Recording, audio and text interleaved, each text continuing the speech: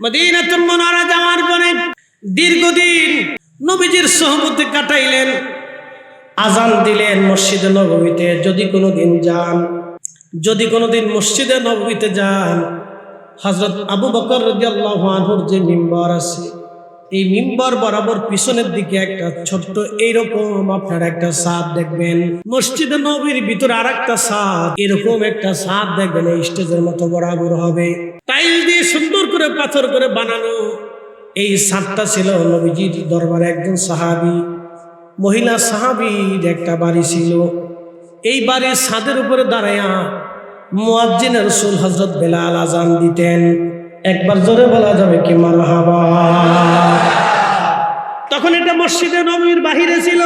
বনু নাজ্জার গোত্রের এক মহিলা সাহাবীর ছাদ ছিল, একটা উঁচু ছাদ। এই উঁচু ছাদের উপরে দাঁড়াইয়া মুয়াজ্জিন রাসূল হযরত বেলাল আজান দিতেন। আজও পর্যন্ত সেই ছাদ সংরক্ষণ করে রাখা হয়েছে। ওই ছাদের উপরে দাঁড়ায় এখনো মুয়াজ্জিন আজান দেয়। মসজিদে নববীর মুয়াজ্জিনরা ওইখানে দাঁড়ায় এখনো আজান দেয়। দেখবেন আজানের সময় যদি আশেপাশে থাকেন, লক্ষ্য করে দেখবেন ওইখানে দাঁড়ায় মুয়াজ্জিন আজান দিচ্ছে। সুন্নতে বেলাল, হযরত বেলাল যেখানে দাঁড়ায় আজান দিয়েছিলেন, নবীর মুয়াজ্জিন কিয়ামত পর্যন্ত ওইখানে দাঁড়ায় আজান দিবে। বন্ধু খুব মনোযোগ দিয়ে শুনবেন। হযরত বেলাল আজান দিতে লাগলেন। প্রেম আসলো এত পরিমাণে, নবী বিহনে বেলালের বাঁচার আর কোনো সম্ভাবনা নাই। কিন্তু খোদার আইন, চলে যেতে হবে সব নবীকে আল্লাহর দরবারে। ডাক এসে গেল আমার নবীর। ডাকে সাড়া দিলেন, অনেক লম্বা ওয়াজ। সারা মদিনায় কান্নার রোল পড়ে গেল। বেলাল পাগল পারা হয়ে গেলেন। নবী নাই, কোনো সাহাবী এটা মানতেই পারতেছেন না। হযরত বেলাল বিমর্ষ হলেন। আজান দেওয়া বন্ধ করে দিলেন। হযরত বেলাল আজান বন্ধ। হায় হায়, হযরত বেলাল বলে দিলেন, আমি আর কখনো আজান দিতে পারবো না। তারিখের মধ্যে এসেছে নবীজির ইন্তেকালের পরে বেলাল আর কখনো আজান দেন নাই।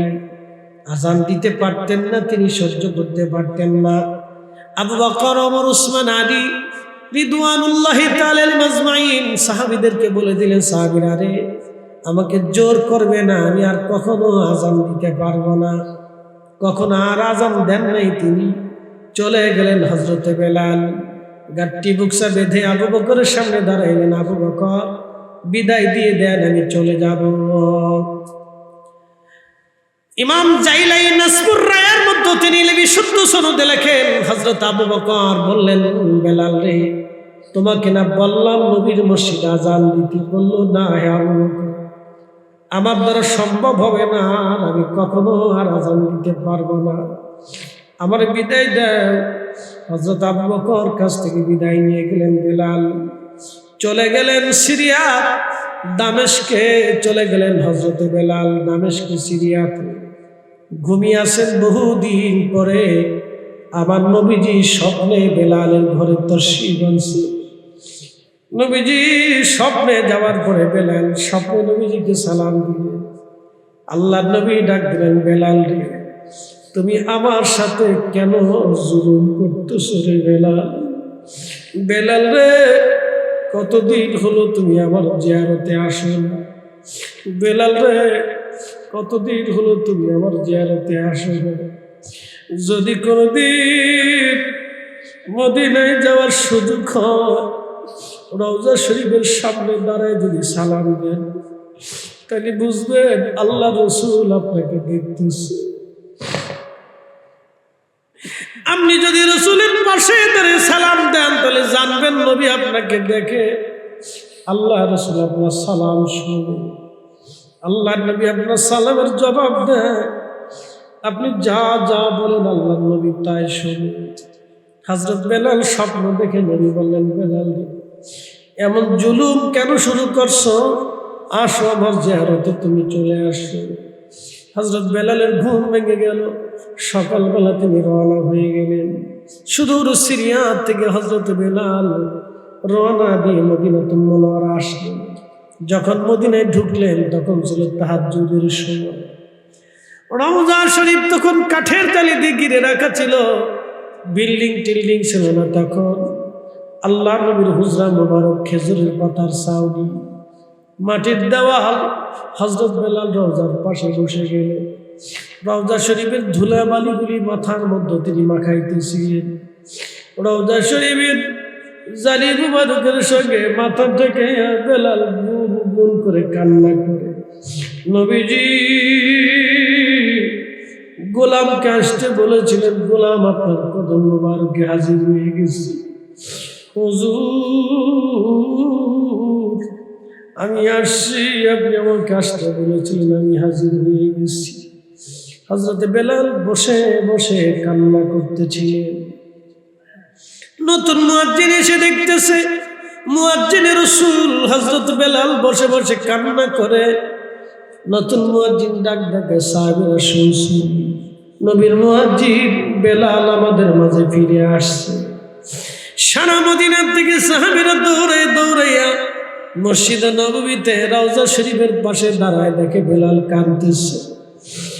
আবু বকর কাঁদে, ওমর কাঁদে, উসমান কাঁদে, আলী কাঁদে। সাহাবীরা ডাক দেখে, বেলাল আজান দাও, কতদিন তোমার আজান শুনি না। নবীর মুয়াজ্জিন ডাক দেখে, সাহাবীরা রে, নবীর ইন্তেকালের পরে আমি পণ করেছিলাম আমি আর কোনোদিন আজান দেব না। আমি কারে আজান শোনাবো? যিনি আজান শুনে নামাজ পড়াইতে আসবে তিনি তো আমাদের মাঝে নেই। যিনি আমার আজান শুনে আমার কাছে নামাজে দাঁড়াবে তিনি তো নেই। আমি কার জন্য আজান দিব বলো তোমরা? আমি আর আজান দিতে পারবো না, তোমরা আমাকে আজান দেওয়াইও না। সাহাবীরা বলল, দেখো হাসান আর হুসাইন দুইজন ছোট মানুষ, ওরা আসেনি, ওরা যদি বলে তাহলে বোন বলে বেলাল আজান দিবে। সাহাবীরা দৌড়ায় চলে গেলেন মসজিদে নববীর বরাবর ৭ নম্বর গেট, বাবুস সালামের পাশে ৭ নম্বর গেট। এইখান দিয়ে বরাবর যদি আপনি একটু হেঁটে হেঁটে যান, দূরে দেখবেন একটা মসজিদ আছে, মসজিদে আলী। এটা মসজিদে আলী না, এটা ছিল হযরত ফাতেমাতুজ জাহরার বাড়ি। এই বাড়িতে হাসান হুসেনকে নিয়ে ফাতেমা থাকতেন, আলী থাকতেন। সাহাবীরা দৌড়ে চলে গেলেন, হাসান হুসেন রাদিয়াল্লাহু আনহুকে নিয়ে আসছেন। আনার পরে হাসান হুসেন দৌড়ায় আসছেন।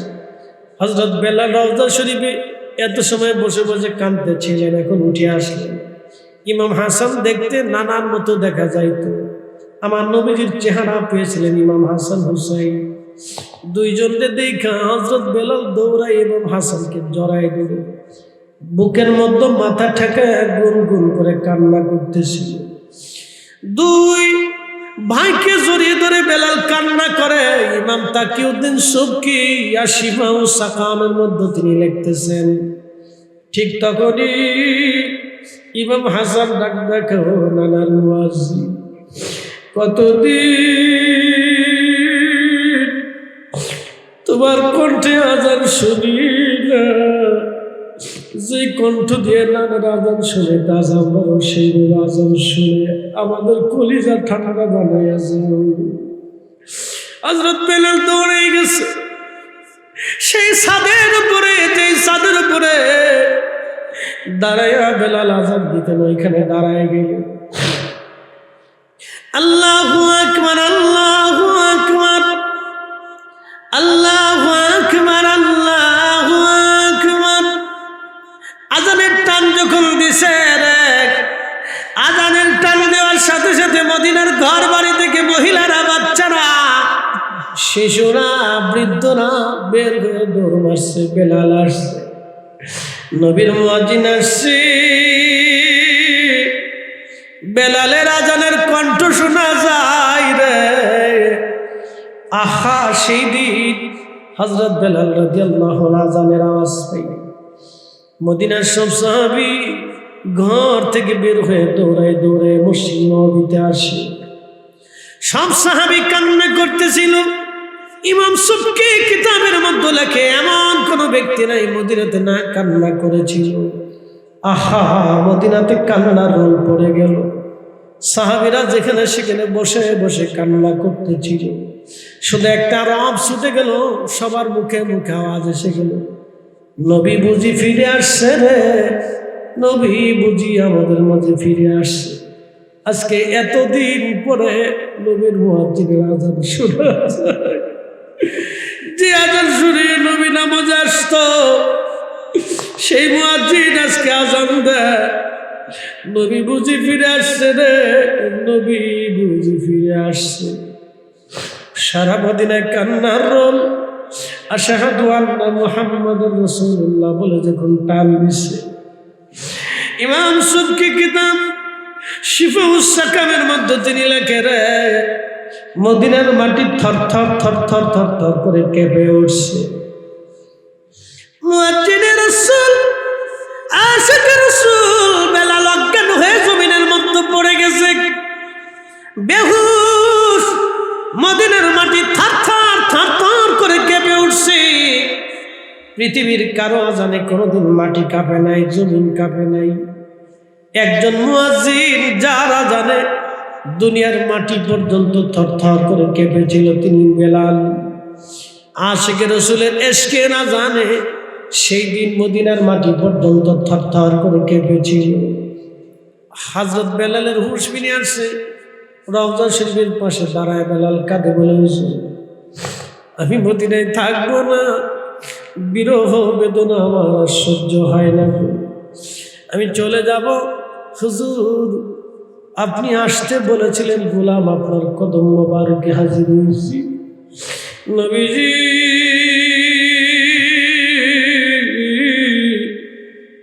আমি আযান দিছি, আগে আযান দিলে নামাজে আসতে, আজকে আযান দিছি আপনি আসেন নাই, আমি জানি আর মদিনায় আমার থাকা সম্ভব হবে না। নবীজি, বিদায় নিচ্ছি। বিদায় নিয়ে বিরহ জ্বালা, প্রেম জ্বালা নিয়ে হযরত বেলাল চলে গেলেন। আর কোনোদিন তিনি মদিনায় আর ফিরে আসেন নাই। ওই বিরহ বেদনা নিয়ে আশিক রাসূল সিরিয়াতে ইন্তেকাল করলেন, সেখানেই তিনার মাজার। আহা, এই জন্য ইশকে রাসূল আলাদা এক নিয়ামত। দলিল দিয়ে ইশকে রাসূল হয় না গো বাবাজি। ইশকে রাসূল আল্লাহ যারে কবুল করে, তার কলবের মধ্যে আল্লাহ ঢেলে দেয়। আল্লাহ আমাদেরকে কবুল করে নেন, জোরে বলেন আমিন। প্রিয় উপস্থিতি হাজিরিন, প্রিয় নাটোরবাসী, যদি কোনোদিন মদিনাতুল মুনাওয়ারাতে যান, তাহলে আপনি ঢুকবেন। এখন তো ঢুকানো হয় বাবুন নেসাদি, দুইটা দরজা রাসূলের মসজিদে নববীর বাম পাশে হুজরা শরীফে, নবীজির রওজা মোবারক এটাই হুজরা শরীফ। একটা দরজার নাম বাবে জিব্রাইল, আর একটা দরজার নাম বাবুন নেসা। বাবুন নেসাদি মহিলা সাহাবীরা এসে আম্মাজানদের কাছে এসে বসতেন মাসালা জানার জন্য। ওই বাবুন নেসা দিয়ে যদি আপনি ঢুকেন, ডান পাশে দেখবেন আপনি আহলে সুফার সাহাবীরা বসে থাকতো। এখানে একটা গাছ ছিল, এখন আর নাই। এই গাছের নিচে 80 জন, মতান্তরে 100 জন সাহাবী। আবার কোনো কোনো সময় বাড়তে বাড়তে 150 সাহাবী হতো, যাদের বাড়ি ছিল না, ঘর ছিল না, জমি ছিল না, কিছু ছিল না, স্ত্রী সন্তান পুত্র পরিজন কিছু ছিল না। দিনহীন হয়ে তারা এই গাছের নিচে আমার নবীর দরবারে দরবারে মুস্তাফাতে থাকতো। খাবার আসলে খাবার খাইতো, না আসলে না খায় থাকতো। এরা ছিল আহলে সুফার সাহাবী। এই জন্য আহলে সুফা থেকে দুনিয়াতে সুফি এসেছে। সুফি কারা? যাদের বাড়ি নাই, ঘর নাই, জমি নাই, জাতি নাই, যারা দুনিয়ার থেকে বিরাগী হইয়া শুধু আল্লাহ তার রসুলের জন্য নিজের জীবনকে অতিবাহিত করে, তাদেরকে সুফি বলা হয়। আহলে সুফা থেকে সুফি। আহলে সুফার সাহাবীরা সেই দিন ছিলেন। একজন সাহাবীর নাম আবু হুরাইরা, আরেকজন সাহাবীর নাম হযরতে আব্দুল্লাহ যুলবাজাদাইন, আরেকজন সাহাবী ছিলেন তার নাম হযরত জুলাইবি। এইরকম অনেক সাহাবী ছিলেন আহলে সুফার সাহাবী, যাদের বাড়ি ছিল না, ঘর ছিল না, জমি ছিল না, কিছুই ছিল না। নবীর বাড়ি আসতো, নবীর বাড়ি থাকতেন, খাইতেন, খাবার আসলে খাইতেন, না আসলে না খেয়ে থাকতেন। আল্লাহ রসুলের দরবারে 3 দিন পর্যন্ত কোনো খাবার নাই। সাহাবীরা খুব কষ্টের মধ্যে আছে। আবু হুরায়রা বললেন, ক্ষুধার যন্ত্রণায় আমি পেটের মধ্যে পাথর বেঁধে কাপড় দিয়ে চেপে ধরে রাখছি। 3 দিন ক্ষুধার যন্ত্রণা আমি সহ্য করতে পারি না। আবু হুরায়রা বললেন, দুনিয়ার মানুষ, 3 দিন পরে আমার নবীর দরবারে একজন সাহাবী 1 পেয়ালা দুধ নিয়ে আসছে, আমাদের জন্য দুধ আনছে 1 পেয়ালা দুধ এনে সাহাবী বললেন, হুজুর আপনার জন্য দুধ এনেছি। নবীজি বললেন, আবু হুরায়রা, লাব্বাইকা ইয়া রাসূলুল্লাহ, দুধের পেয়ালা আসছে আমাদের মাঝে হাদিয়া, গ্রহণ করো। কতজন সাহাবী আছে আহলে সুফার? বলে, হুজুর 80 জনের মতো সাহাবী আহলে সুফার গাছের নিচে আছে। প্রিয় নবী বললেন, তাদেরকে ডাকো। তাদেরকে ডেকে নিয়ে 1 পেয়ালা দুধ বিসমিল্লাহ বলে শুরু করে দাও।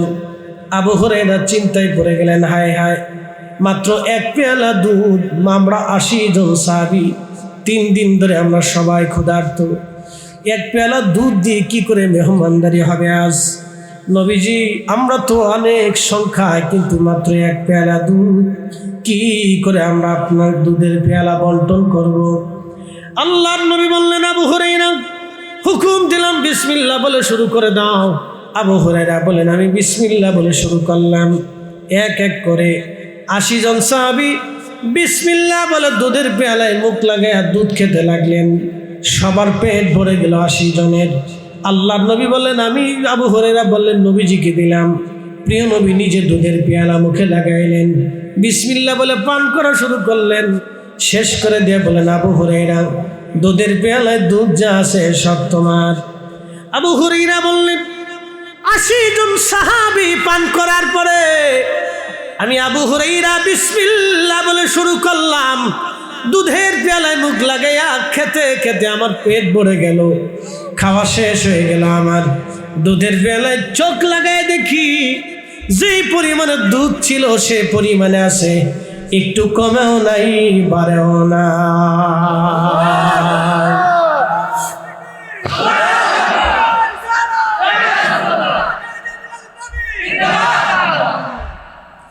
এ নাটোরের মুসলমান, বড়াই গ্রামবাসী, 1 পেয়ালা দুধ 80 জন সাহাবীর মধ্যে বন্টন হয়ে গেল। প্রিয় রসুলের বারগাহে, দরবারে মুস্তফাতে, মসজিদে নববীতে সাহাবীরা খেজুরের কাঁধিগুলি কেটে কেটে নিয়ে খেজুর গাছের খেজুরের কাণ্ডের সাথে ঝুলিয়ে রাখতেন, খুঁটির সাথে ঝুলিয়ে রাখতেন। সাহাবীরা মন চাইলে খেতেন, না হলে না খেতেন। সাহাবীরা দুধ খেজুরগুলি খুঁটির সাথে ঝুলিয়ে রাখতেন ক্ষুধার্ত সাহাবীদেরকে খাওয়ানোর জন্য। আজকে আপনারা কেন বেদাত বেদাত বলে চিল্লে ফতোয়া দিয়ে মুসলমানের রিজিক আপনি নষ্ট করেন? মনে রাখবেন, রিজিক নষ্ট করার দায়িত্ব আমার না, খাওয়ানোর মালিক আমি না, মালিক তো আল্লাহ। আমার রব বলেছেন, ওয়াতারযুকু মান তাশাউ বিগাইরি হিসাব।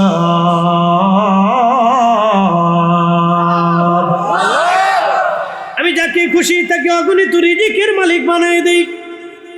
মহাসমুদ্রের ভিতরে নীল তিমি, একটা তিমি প্রত্যেক দিন 110 মণ খাবার খায়। একটা তিমি প্রত্যেক দিন 110 মণ খাবার খায়। বলেন তো, মহাসাগরে শুধু তিমি মাছ না, কোটি কোটি কোটি কোটি মাছ আল্লাহ সৃষ্টি করেছেন। হাজার হাজার প্রজাতির মাছ আল্লাহ বানিয়েছেন। সবার খাবারের ফয়সালা কি জাতিসংঘ করে না, আল্লাহ করে। আল্লাহ যদি কুকুরকে খাওয়াইতে পারে, সমস্ত প্রাণীকুলের খাবার আল্লাহ ব্যবস্থা করলেন। সৃষ্টির ভিতরে এমন কোনো প্রাণী নাই যার খাবারের ফয়সালা আল্লাহ না করে। তাহলে আপনি কেন বান্দারে খাওয়াইতে পারবেন না? মাহফিলে তাবারক রান্না করবে বন্ধু, আল্লাহর বান্দারা খায়, মেহমান খায়। মনে রাখবেন, মেহমানের যে রিজিক, ওটা মেহমানের জন্য আল্লাহ নিজে বরাদ্দ করে দেয়। আল্লাহ নিজে বরাদ্দ করে দেয়, কিন্তু আপনাকে দিয়া আল্লাহ খাওয়ায়। কথা কন না কেন? আচ্ছা বলেন তো, কুকুরের ব্যাংক কি অ্যাকাউন্ট আছে? আছে। বিড়ালের আছে, হাঁস মুরগির আছে, গরু ছাগলের আছে। এত গরু খাওয়ায় কারা? মানুষে খাওয়ায়, কিন্তু ব্যবস্থা কার হাতে? না না, জোরে বলেন, আরো জোরে বলেন। এত কুকুরের খাবার কে ব্যবস্থা করে? আল্লাহ। কিন্তু মানুষ দিয়ে ব্যবস্থা করায়, কথা কন না কেন?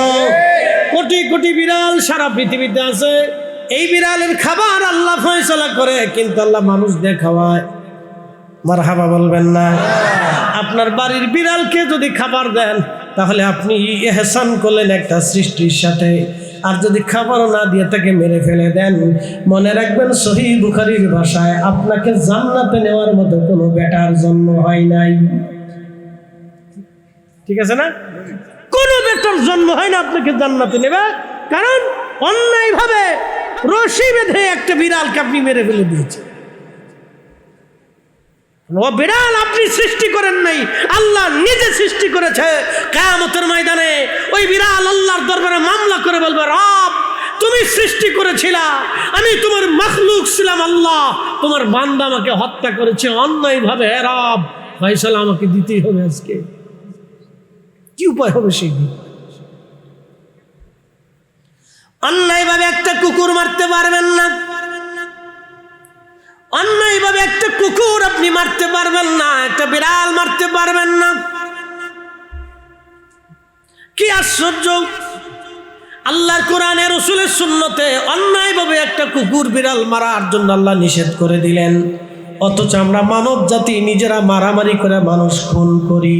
তার মানে বোঝা গেল আমরা এখনো মানুষ হতে পারি নাই। কথা কন না কেন? মানুষ হইয়া ভবেতে আসিয়া মানুষের করিলাম কি? আমি নবী না মানিলাম, কি যে ভুল করিলাম, নবী না মানিলাম, কি যে ভুল করিলাম, ভস্মে ডালিলাম ঘি। মানুষ হইয়া ভবেতে আসিয়া মানুষের করিলাম কি? এ নাটোরবাসী, কুকুরে কুকুরে মারামারি হয়, এক কুকুর আর এক কুকুরকে মার্ডার করে না। বিড়ালে বিড়ালে মারামারি হয়, এক বিড়াল আর এক বিড়ালকে মার্ডার করে না। মরগে মরগে মারামারি হয়, এক মরগ আর এক মরগকে মার্ডার করে না। গরু গরু মারামারি হয়, এক গরু আর এক গরুরে মার্ডার করে না। কিন্তু মানুষে মানুষে মারামারি হয়, এক মানুষ আর এক মানুষকে খুন করে। কথা কন না, ঠিক কিনা? তার মানে বোঝা গেল যারা খুন করে, মারামারি করে, তারা এখনো মানুষ হতে পারে না।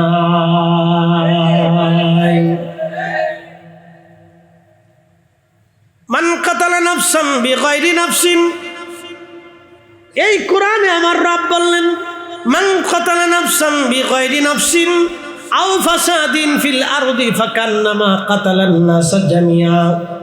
তোমরা একজন নিরপরাধ মানুষকে যদি হত্যা করে ফেলো, সে হিন্দু হোক, বৌদ্ধ হোক, খ্রিস্টান হোক, মাজুসি হোক, শিখ হোক, তুমি অন্যায় কারণে তাকে হত্যা করলাম। ও আমার বান্দা, তুমি শোনো, নিরপরাধ মানুষ একজন মানুষকে হত্যা করলে, একজন নিরপরাধ মানুষকে মেরে ফেললে, তুমি যেন ফাকান্নামা কাতালান নাস জামিয়া, তামাম দুনিয়ার মানুষ জাতি তুমি হত্যা করলাম। এবার আপনি বুঝেন তো, নিরপরাধ একজন মানুষকে যদি আপনি মেরে ফেলে দেন, আল্লাহর কোরআন আল্লাহ বলতেছেন কাতালান নাস জামিয়া, তামাম দুনিয়ার মানুষ মেরে ফেললে যে অপরাধ হবে, একজন নিরপরাধ মানুষকে মেরে ফেললে সে অপরাধ হবে। আর একজন নিরপরাধ মানুষকে যদি আপনি হত্যা করেন, আপনাকে জান্নাতে নেওয়ার মতো কোনো বেটার জন্ম হয় নাই। আল্লাহর দিন কত চমৎকার, আল্লাহর আইন কত চমৎকার, রাসূলের জিন্দেগি কত চমৎকার। এই নবী তখন এসেছিলেন, এই নবী ভূখণ্ডে আল্লাহ তখনই তাকে পাঠিয়েছিলেন। কখন?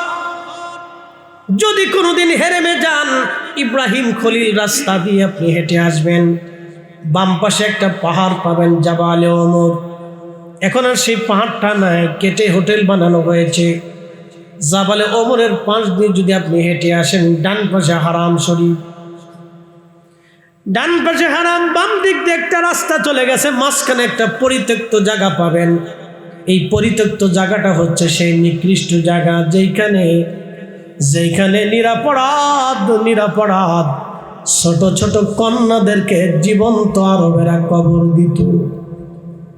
বুঝেন কোন জমানা, নিজের মেয়েকে জীবন্ত কবর দিল, কোনো সালিশ হলো না, দরবার হলো না, বিচার হলো না, পুলিশে ধরে নিয়ে গেল না, জীবন্ত একটা মেয়ে কোরবানি জবাই হত্যা করা হলো, জীবন্ত একটা মেয়েকে মাটির নিচে পুঁতে ফেলা হলো। একজন বাবা জীবন্ত কন্যা সন্তানকে কবর দিয়ে দিল, কোনো বিচার নাই, সালিশ নাই, দরবার নাই। আল্লাহ সেই জামানায় তার নবীকে দুনিয়াতে পাঠাইলেন। এত বড় নিয়ামত আল্লাহ দুনিয়াতে আমাদের মাঝে পাঠাইছেন। নবীর আগমনে আমি খুশি হব না তো শয়তান খুশি হবে নাকি? আমাকেই খুশি হতে হবে, কারণ আমি তার উম্মত। কথা বলেন ঠিক না বেঠে? আমাকেই খুশি হতে হবে, আমি তার উম্মত। আমি খুশি হব না তো খুশি হবে কে? আমি খুশি হব না তো খ্রিস্টান খুশি হবে, আমি খুশি হব না তো মাজুসি খুশি হবে, আমি খুশি হব না তো বৌদ্ধ খুশি হবে। আমি তো খুশি হব, কারণ আমি তার উম্মত, আমি তার অনুসারী। তিনি আসার কারণে আমরা অন্ধকার থেকে আলো দেখেছি, আমরা জাহান্নাম থেকে মুক্তি পেয়েছি, আলোর দিশা পেয়েছি। তিনার কারণে পবিত্র কোরআনের মতো বিধান পেয়েছি, তিনার কারণে আজকের সুন্নতের জিন্দেগি পেয়েছি। তো আমি খুশি হব না তো খুশি কে হবে? এজন্যই তো ঈদে মিলাদুন নবী। কথা বলেন ঠিক না? আমি খুশি হব না তো খুশি কি হবে? এই অন্ধকার জাতিকে তিনি মুক্তির রাস্তা দেখিয়েছেন, তো আমি খুশি হব না তো খুশি কি হবে? প্রিয় উপস্থিতি, নাটোরের মুসলমান মনোযোগ দিবেন। আমাকে খুশি হতে হবে, কারণ আমি উম্মত। আমি উম্মত, উম্মত মানে অনুসারী। আমি খুশি হব না তো খুশি হবে কে? আমি তো বেশি খুশি হব। সন্তান জন্ম হলে বাবা মা খুশি হয়, কি কথা ঠিক আছে না? সন্তান জন্ম হলে কে খুশি হয়? বাবা মা খুশি হয়ে যায়, কারণ আল্লাহ তার নসলে সুম্মা জাআলা নাসলাহু মিন সুলালাতিন মিন মাইন মাহিন। আল্লাহ আমার নসলে একটা সন্তান দিয়েছে, আমার বংশ, আমার প্রদীপ আল্লাহ দিয়েছে। এই জন্য মা খুশি হয়ে যায়, বাবা খুশি হয়ে যায়। যদিও মায়ের অনেক কষ্ট হয়, কিন্তু মা খুশি হয়, কারণ ওই সন্তান মায়ের রেহেম থেকে দুনিয়াতে আসছে, মা খুশি হয়। সন্তান মাকে পেয়ে খুশি হয়। দেখবেন বাচ্চাটা মা ছাড়া থাকতে পারে না। মা কোথাও গেলে, ছোট্ট গেলে আপনি নিজেও দেখেছেন, মা কোথাও গেলে সন্তান পাগল পারা হয়ে যায়। যাদের ছোট ছোট বাচ্চা আছে তারা দেখবেন, ছোট ছোট বাচ্চা যাদের আছে তারা দেখবেন মা কোথাও চলে গেলে বাচ্চা পাগল পারা হয়ে যায়, মা গেল কই? ও মুসলমান, ওই সন্তানকে পৃথিবীর সমস্ত সম্পদ যদি আপনি দিয়ে দেন, খুশি হবে না মা ছাড়া। কি কথা কন না কেন? ঠিক না?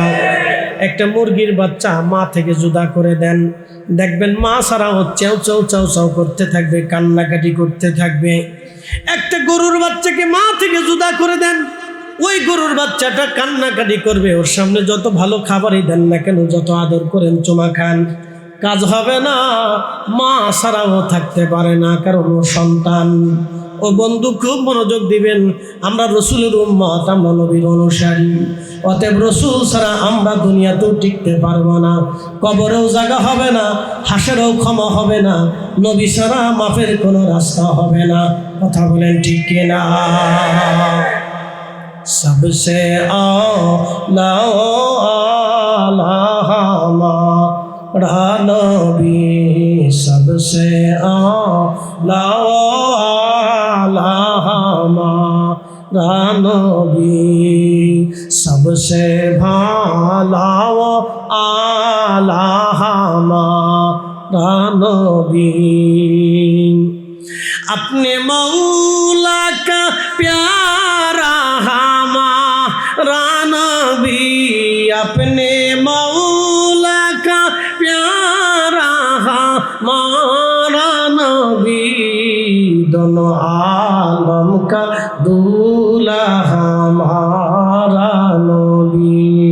আল্লাহুম্মা সাল্লি আলা, আহা জবান খুলে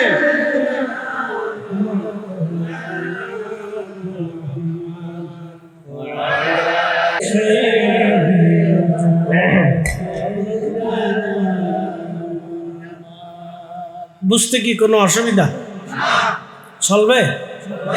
একসাথে বলি না আল্লাহু আকবার, বলি না মারহাবা, চলুক না ইনশাল্লাহ কিছু সময়। তো বেশি লম্বা দিতে পারবো না, খুব মনোযোগ দিয়ে কথাগুলি শুনবেন। মাহফিলটা খুব গুরুত্বপূর্ণ একটা প্রোগ্রাম, অনেক দামি মাহফিল। বন্ধু খুব মনোযোগ দিবেন। কেন দামি হলো বুঝাই। কেন মাহফিল দামি, কেন মহামূল্যবান আপনাকে বোঝাই। এই যে আমার সামনে যে মহাগ্রন্থ পবিত্র কুরআনুল কারীম দেখেন, এই মহাগ্রন্থ কোরআন কিন্তু উহুদ পাহাড়ে নাজিল হয় নাই। আল্লাহ বলে লাউ আনজালনা হাদাল কুরআনা আলা জাবালিন লারাআইতাহু খাশিআম মুতাসাদ্দিআন মিন খাশিয়াতিল্লাহ।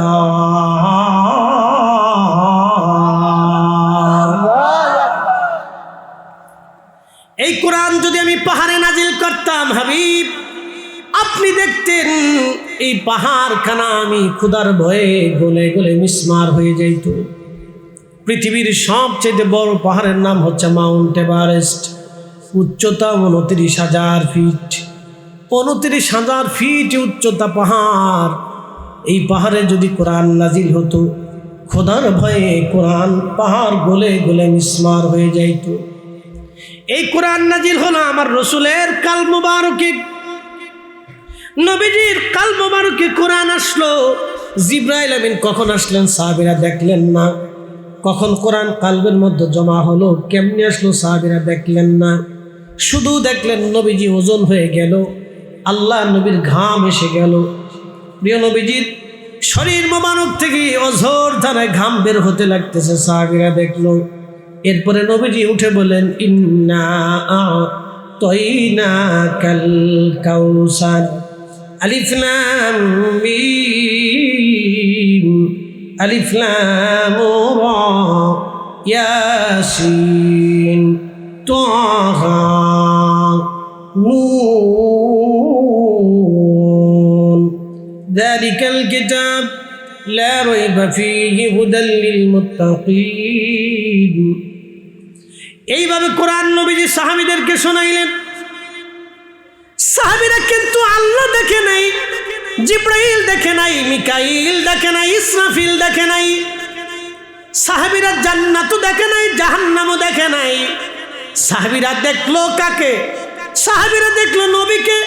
আবু বকর, ওমর, উসমান, আলী, তালহা, জুবাইর, আব্দুর রহমান ইবনে আউফ, সাদ বিন আবি ওয়াক্কাস, সাইদ ইবনে জুবাইর, আবু উবাইদা ইবনে জাররাহ, এইরকম রিদওয়ানুল্লাহি তাআলা আলাইহিম আজমাইন দামি দামি সাহাবী, আশারায়ে মুবাশশিরিন, খুলাফায়ে রাশিদিন, আসহাবুন নবী, সোয়া লক্ষ নবী, সোয়া লক্ষ নবীর সাহাবী, সোয়া লক্ষ সাহাবী। তারা আল্লাহ কোনোদিন দেখে নাই, জান্নাত দেখে নাই, জাহান্নাম দেখে নাই, জিবরাইল দেখে নাই, মিকাইল দেখে নাই, ইসরাফিল দেখে নাই। দেখলো কাকে? তারা দেখলো নবীকে। নবী দেখে দেখে তারা আল্লাহর কোরআন বুঝেছে। আসতে বলেন কেন? জোরে বলেন। নবী দেখে কোরআন বুঝেছে। নবী তিনি মুহাম্মাদুর রাসূলুল্লাহ এই শব্দটাকে বিশ্বাস করে সাহাবীরা আলিফ লাম মিম চিনেছে। কি কথা কর না কেন? মুহাম্মাদুর রাসূলুল্লাহ, তিনি মুহাম্মাদুর রাসূলুল্লাহ, তিনি রাসূল, এই কথা বিশ্বাস করার কারণে সাহাবীরা কোরআন শিখেছে। বললি সব সাহাবী আবু জেহেলের মতোই থাকতো। কি কথা কর না কেন? আবু জেহেল মুহাম্মাদুর রাসূলুল্লাহ মানে নাই বিদায় সে কোরআন বুঝে নাই। এই আসতে কোন কেন? জোরে বলে। নবী দেখে সাহাবীরা কোরআন চিনছে, ইমান চিনছে, জান্নাত চিনছে, আল্লাহ চিনছে। আবু বকর রাদিয়াল্লাহু আনহু ইমাম সুয়ুতি আল খাসাইসের মধ্যে লিখছেন, ইমাম ইবনে আসাকির তার তারিখের মধ্যে লিখছেন, আবু বকর সিদ্দিক রাদিয়াল্লাহু আনহু ব্যবসা করতে গেছে সিরিয়াতে। তো তো ব্যবসা করতে যাওয়ার পরে ঘুমাই রয়েছে, স্বপ্ন দেখে আকাশের একটা চাঁদ এবং নক্ষত্র হযরত আবু বকর রাদিয়াল্লাহু আনহু কোলের মধ্যে আসছে। মারহাবা কইবেন না? মারহাবা। স্বপ্ন দেখার পর আবু বকর চিন্তিত, এত সুন্দর স্বপ্ন জীবনে কোনোদিন দেখি নাই, চাঁদ আর সূর্য কোলের মধ্যে কেন আসলো গো? সিদ্দিক আকবর আবু বকর রাদিয়াল্লাহু আনহু তিনি পাদ্রীর কাছে চলে গেলেন। পাদ্রীর কাছে যে বলেন, পাদ্রী তুমি তো বড় বুজুর্গ, তাওরাত জবুর ইনজিলে পারদর্শী, আমি কালকে স্বপ্ন দেখেছি আকাশের একটা চাঁদ একটা সূর্য আমার কোলের মধ্যে আসছে। আবু বকর রে, পাদ্রী রে, বলো তো স্বপ্নের তাবির কি হবে? পাদ্রী ডাক দিল, তোমার নাম কি? বলে আমার নাম আবু বকর। তোমার বাড়ি কোন দেশে? বলে আমার বাড়ি মক্কাতুল মুকাররমাতে। তোমার কোন বংশের সন্তান? বলে আমি কুরাইশ বংশের সন্তান। বলে আবু বকর, স্বপ্নের তাবির অনুযায়ী, তোমার স্বপ্ন দেখা অনুযায়ী, তাওরাত জবুর ইনজিলের বিধান অনুযায়ী তোমার জন্য একটা দারুণ সুসংবাদ আছে। বলো রে পাদ্রী, কি সংবাদ? বলে আবু বকর রে, তোমাদের দেশে একজন নবী আসবে, তার নাম মুহাম্মাদুর রাসূলুল্লাহ, পড়েন সাল্লাল্লাহু আলাইহি ওয়াসাল্লাম। বাবার নাম আব্দুল্লাহ, মায়ের নাম আমেনা, হাশিমি কুরাইশি, হাশিমি কুরাইশি, হাশিমি কুরাইশি। আবু বকর, তোমার স্বপ্ন অনুযায়ী, তাওরাত জবুর ইনজিলের লেখা অনুযায়ী আবু বকর ওই নবী হবে শেষ নবী। তবে তোমার জন্য একটা সুসংবাদ হলো, তুমি ওই নবীর সাহাবী হবে। শুধু সাহাবী না রে আবু বকর, তুমি ওই নবীর প্রথম খলিফা হবে। চিৎকার করে বলেন আল্লাহু আকবার। কষ্ট হচ্ছে? বুঝা যায়? বুঝে যায়। আবু বকর রে, চলে যাও তুমি মক্কা নগরে, খোঁজ করো ওই নবীর। হযরত আবু বকর বললেন, আমি বিষয়টা গোপন রাখলাম, কারো কাছে প্রকাশ করি নাই, কারণ বিষয়টা প্রকাশ করা যাবে না। কিছুদিন পরে দেখি আমারই সাথী, আমি যার সাথে বড় হয়েছি, হযরত আবু বকর নবীজির মাত্র 2 বছরের বয়সের বড় ছিলেন। হযরত আবু বকর বললেন, দেখলাম আমাদের ভিতরে আমাদের মুহাম্মদুর রাসূলুল্লাহ সাল্লাল্লাহু আলাইহি সাল্লাম কোরআনের দাওয়াত দিতেছে, ঈমানের দাওয়াত দিচ্ছে। ঠিক তখনই আমি হাঁটতে হাঁটতে আমার রসুলের দরবারে চলে গেলাম, বাড়িতে সালাম দিলাম। নবী আমার মুস্কি মুস্কি আসে, আবু বকর তুমি আসছো? বলে হ্যাঁ হুজুর আমি আসছি। নবীজি আপনি তো নবী, তাহলে আপনি আমার একটা মুজেজা দেখান, এই আমার দিকে তাকান। আবু বকর বলতেছে, হুজুর আপনি আমার একটা মুজেজা দেখান। নবীজি বলেন, আবু বকর রে, তুমি আমার মুজেজা কি দেখতে চাও? তুমি যে স্বপ্ন দেখেছ আকাশের চাঁদ আর সূর্য তোমার কোলে আসছে, সকালবেলা এক পাদ্রীর কাছে তুমি ব্যাখ্যা চাইতে গেছো, তাওরাত জবুর আর ইনজিল দিয়া পাদ্রী তোমার ব্যাখ্যা দিয়ে বলে দিয়েছে তুমি আমার সাহাবী হবা, প্রথম খলিফা হবা।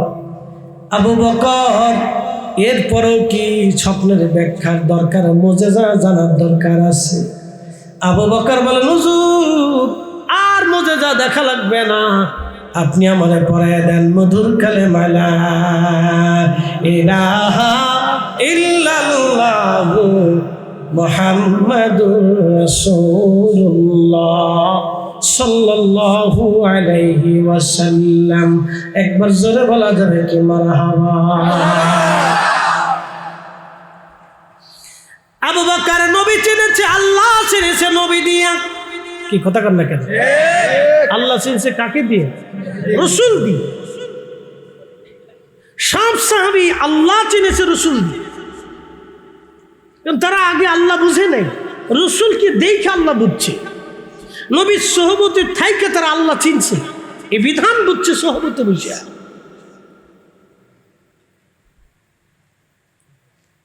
আপনি তাকে মাইনাস করে দিবেন, এটা কোন ধরনের পাগলা? নাটোরবাসী মনোযোগ দিয়ে কথাগুলি শুনবেন। প্রিয় উপস্থিতি, এইভাবে যদি আমি বলি সারা রাত পার হয়ে যাবে। আমার রসুলের জিন্দিগি আমি কিভাবে আপনারা বললে যে বুঝবেন? বলতেছিলাম, যদি কোনোদিন মদিনাতে যান, মসজিদের নববীর ভিতরে যদি ঢুকেন আপনি, একটা জায়গা আছে রওজাতুম মিন রিয়াদিল জান্নাহ। নবীজি রওজা শরীফ থেকে একেবারে মিম্বার শরীফ পর্যন্ত একটা জায়গা, এই জায়গার নাম রিয়াদুল জান্নাহ। যদি কোনোদিন এই রিয়াদুল জান্নাতে আপনি দোয়া করেন, তাহলে বুঝবেন আপনি খোদার জান্নাতে বসে বসে দোয়া করেন। যদি কোনোদিন এইখানে নামাজ পড়েন, তাহলে বুঝবেন আপনি খোদার জান্নাতে নামাজ পড়েছেন। আস্তে হয়ে গেল না? জোরে বলেন আল্লাহু আকবার। বলে কারণ কি? কারণ কি? হারাম শরীফে 360 জন নবীর মাজার আছে। মুতাফের ভিতরে হাজিরা কাবা শরীফের চারপাশে যেখানে তাওয়াফ করে, এই মুতাফের ভিতরে 360 জন নবীর মাজার আছে। নবীরা কাবা শরীফকে ভালোবেসে আর কাবা থেকে যান না, এখানেই তাদের কবর হয়েছিল। সাইয়েদনা ইসমাইল আলাইহিস সালাতু ওয়াস সালামের মাজার কাবার দরজা বরাবর। নাটোরবাসী শুনিয়া যান, কত নবীরা কত কোনখানে ঘুমানো আমরা জানি না, কিন্তু হারামে সব নবীরা আসলো। 2,24,000 নবী হারাম শরীফ তাওয়াফ করলো, রিয়াদুল জান্নাহ হলো না। বাইতুল আকসাকে কেন্দ্র করে 70,000 নবী দুনিয়াতে আসছে, অথচ বাইতুল আকসার ভিতরে আপনি কোনো রিয়াদুল জান্নাহ পাবেন না। আমার রসুল, যিনি সব রসুলের রসুল, সব রসুলের ইমাম, তিনি মসজিদে নববীতে, রওজা শরীফটা ছিল হুজরা শরীফ, এই হুজরা শরীফ থেকে মিম্বর, মিম্বর থেকে হুজরা, হুজরা থেকে মিম্বর, মিম্বর থেকে হুজরা, বারবার বারবার বারবার গেলেন আসলেন, গেলেন আসলেন, যাওয়া আসা, যাওয়া আসা। আল্লাহ ডাক দিলেন, হাবিব আপনি বারবার এই জায়গা ঘুরলেন, গেলেন আসলেন। নবীজি এই জায়গা টুকরা আমি রিয়াদুল জান্নাহ বানাই দিলাম, আল্লাহর বেহেশতের টুকরা বানাই দিলাম। আপনি রিয়াদুল জান্নাহ কিয়ামতের ময়দানে বেহেশতের জান্নাতুল ফিরদাউসের উচ্চ মাকামে এই জায়গাটুকু আমি আল্লাহ বরাদ্দ করে দিলাম। একবার আওয়াজ তুলে বলা যাবে কি মারহাবা?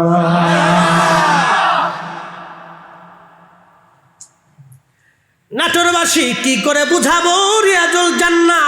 প্রথম মিম্বর, আর একটা মিম্বর আছে আবু বকরের মিম্বর।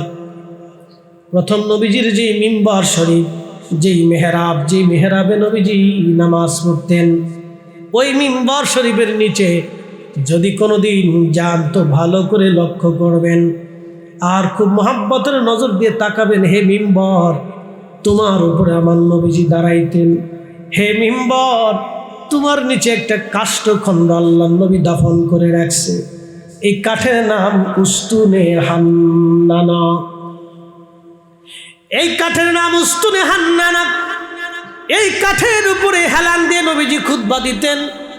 সাহাবীরা বলেন, ইয়া রাসূলুল্লাহ, আপনি যদি বলেন নতুন মিম্বর আপনার জন্য বানাই নিয়ে আসি। নবীজি একটা মরা কাঠের সঙ্গে আপনি হেলান দেন, কষ্ট হয়। নবীজি বললেন, সাহাবীরা নিয়ে আসো। নতুন মিম্বর নিয়ে আসা হলো। পরের জুমাতেই মিম্বরে নবীজি দাঁড়িয়ে গেলেন, খুতবা শুরু হলো। শত শত সাহাবী মসজিদে নববীতে বসা, কোথার থেকে কান্নার আওয়াজ আসে না, কিন্তু নবীজির পিছন দিক থেকে কান্নার আওয়াজ আসে। ডুকরিয়ে ডুকরিয়ে মানুষ কান্না করলে যেমন আওয়াজ হয়, ওইভাবে কান্নার আওয়াজ আসে। সাহাবীরা একজন আর একজনের চেহারার দিকে তাকায়, দেখে রে কেউ তো কান্না করে না গো, কিন্তু নবীজির পিছন দিক থেকে কান্নার আওয়াজ আসে। কিসে কান্না করে? নবীজি খুতবা ছেড়ে দিলেন, বন্ধ করলেন, তাকায় দেখলেন গো, পিছনে যেই মরা কাঠ এতদিন দাঁড়ায়ছিল, খেজুর গাছের কাঠ, এই কাঠটা জিন্দা হয়ে ডুকরিয়ে ডুকরিয়ে মানুষের মতো কান্না করতেছে। একবার জোরে বলা যাবে আল্লাহু আকবার। না না, হাত উঁচা করে বলেন আল্লাহু আকবার। চিৎকার করে বলেন না ইয়া রাসূলুল্লাহ। হা ইশকে রাসূল, ইশকে রাসূল, ইশকে রাসূল, ইশকে রাসূল, ইশকে রাসূলের নিদর্শন। আপনি যদি মসজিদে নববীতে রিয়াজুল জান্নাতে একবার যেতে পারবেন, দ্বিতীয়বার কোনো হাজিরার যাওয়ার এখন আর সুযোগ নাই। জীবনে একবার হজে একবারই সুযোগ, একবার উমরাতে একবারই সুযোগ। যদি কোনোদিন ওইখানে যান, দেখবেন প্রিয় নবীর মিম্বর শরীফের নিচে একটা কাষ্ঠখণ্ড আল্লাহর নবী দাফন করলেন। এই কাষ্ঠখণ্ডটা কান্না করে ডুকরিয়ে ডুকরিয়ে মানুষের মতো। নবীজি বললেন কাঁদো কেন? উস্তুনে হান্না নারী, কে জন্য তুমি কাঁদো? উস্তুনে হান্নানা ডাক দিল, নবীজি কাঁদি, বিরহ বেদনা সহ্য করতে না পেরে কাঁদি, বিরহ বেদনা সহ্য করতে না পেরে কাঁদি। আমি জানি প্রেমে পাগল সে তো মদিনা, প্রেমানলে পুড়ে মরি, ওগো প্রেমানলে পুড়ে মরি, ওহে রব্বানা।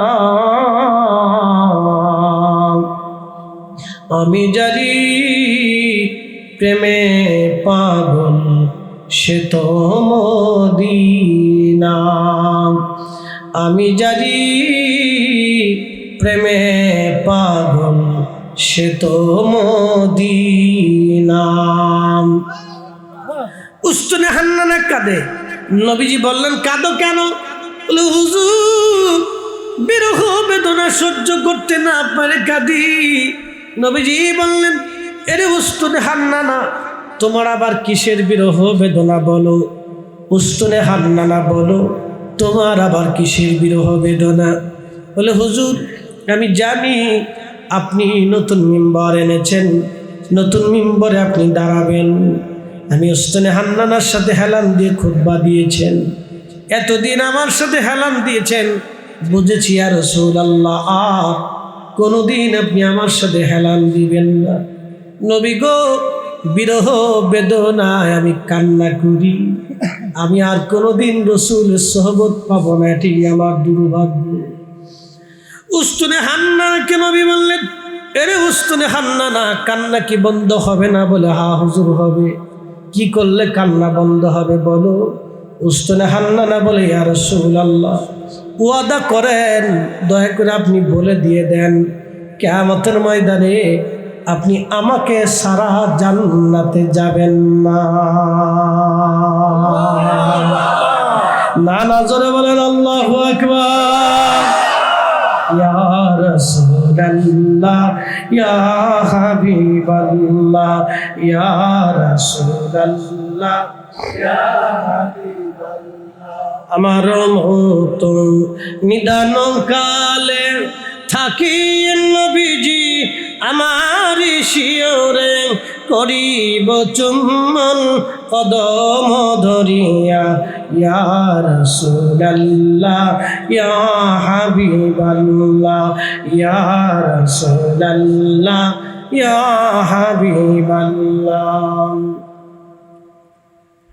উস্তুনে হান্নানাকে নবী বললেন সাহাবীরা তোমরা শোনো, আমার মিম্বর শরীফের নিচে তোমরা মাটি খনন করো। আল্লাহু আকবার। আমার মিম্বরের নিচে তোমরা মাটি খনন করো।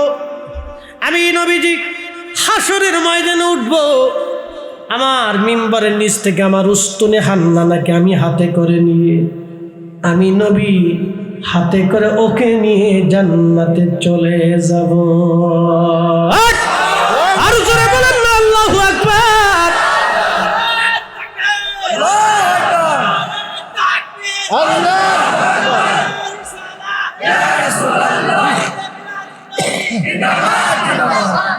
আমি ওই নবী পাইয়া খুশি, কথা কন না কেন?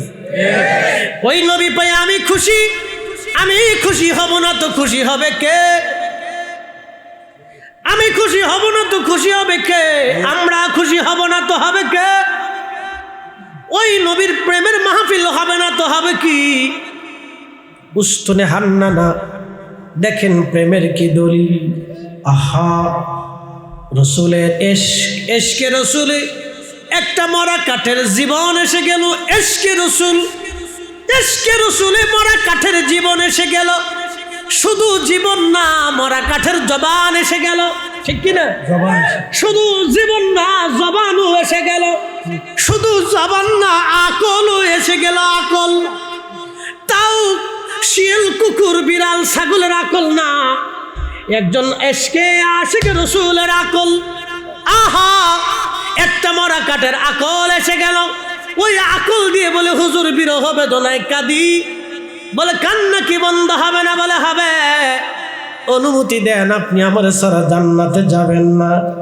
নবীজি বললেন, হ্যাঁ, তোমাকে নিয়ে জান্নাতে যাব। জোরে বলা যাবে না মারহাবা? হ্যাঁ, এটার নাম এশকে রসুল।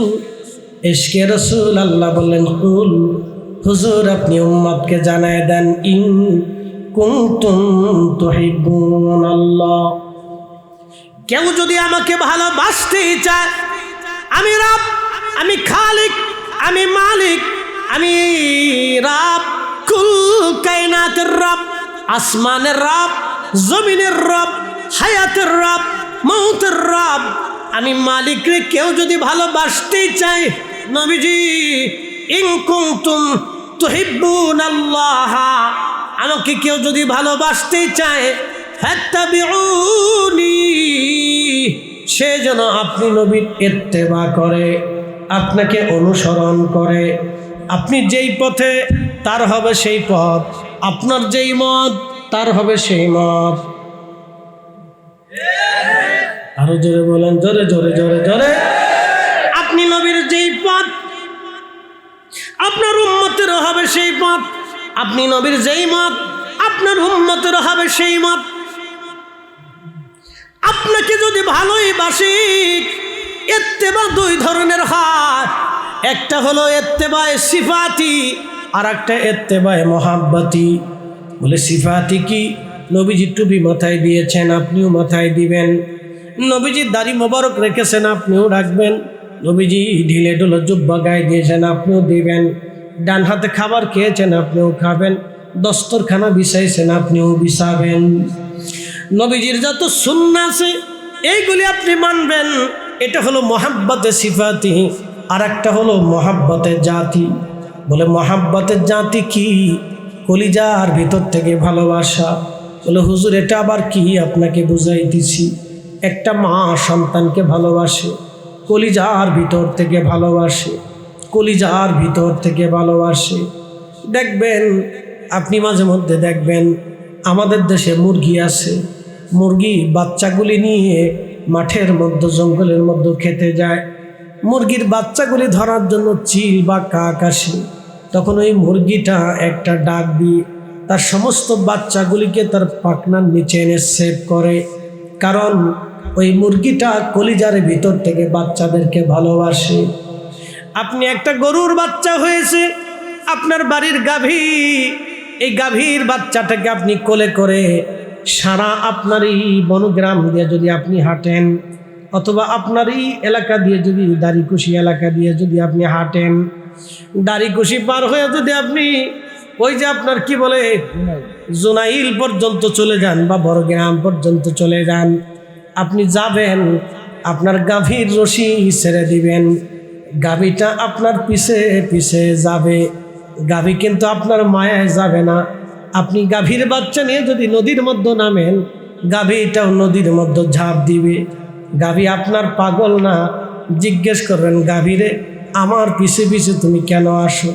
গাভী বলবে, মালিক তুমি আমার বাচ্চারে কোলে নিয়ে হাঁটো, আমি আমার বাচ্চারে ছাড়া বাঁচতে পারবো না, কারণ আমি আমার বাচ্চারে কলিজার ভিতর থেকে ভালোবাসি। সারা নাটোর ভরেও যদি আপনি হাঁটেন, গাভীর মা, বাচ্চার মা গাভীটা পাগল পারা হয়ে আপনার পিছে পিছে দৌড়াবে, কারণ ও তার বাচ্চাকে ভালোবাসে। কেন ভালোবাসে? কলিজার গভীর থেকে বাচ্চাকে ভালোবাসে। মুসলমান, কলিজার গভীর থেকে নবীকে ভালোবাসার নাম মুহাব্বতের জাতি। এই ভালোবেসে হযরত ওয়াসিল কারনী দাঁত ভেঙে ফেলেছে। এই ভালোবেসে গসলুল মালাকা হানজালা ফরজ গোসল বাদ দিয়ে উহুদের ময়দানে যে শহীদ হয়েছে, এটা ভালোবাসতে যাই হযরতে তালহা উহুদের ময়দানে, উহুদের পাহাড়ের পাশে কাফেরদের ৭৯টা আঘাতের আঘাত সহ্য করেছে। এই ভালোবাসতে যাই হযরত বেলাল পিঠের চামড়াগুলি তার কাফেররা পিটি পিটি তুলে ফেলে দিয়েছে। তারপরেও হযরত বেলালের ভালোবাসা কেউ কেড়ে নিতে পারে নাই। চিৎকার মেরে ধরে বলেন না মারহাবা। নাটোরবাসী মনোযোগের সাথে শুনবেন, মুহাব্বতে জাতি, মুহাব্বতে জাতি কলিজার ভিতর বসা। ফাত্তাবিউনি, যদি ভালোবাসো ইউহিব্বুকুমুল্লাহ, আল্লাহ তোমাকে ভালোবাসবে। একসাথে বলবেন না মারহাবা। কে ভালোবাসবে? ভালোবাসার বিনিময়ে ভালোবাসা, ইহসানের বিনিময়ে ইহসান, খাবারের বিনিময়ে খাবার, নেকের বিনিময়ে জান্নাত। একসাথে করলাম মারহাবা। নেকের বিনিময়ে কি? জান্নাত। নেকের বিনিময়ে জান্নাত, নেকের বিনিময়ে জান্নাত, আমলের বিনিময়ে দোয়া, ক্ষমা প্রার্থনার বিনিময়ে ক্ষমা।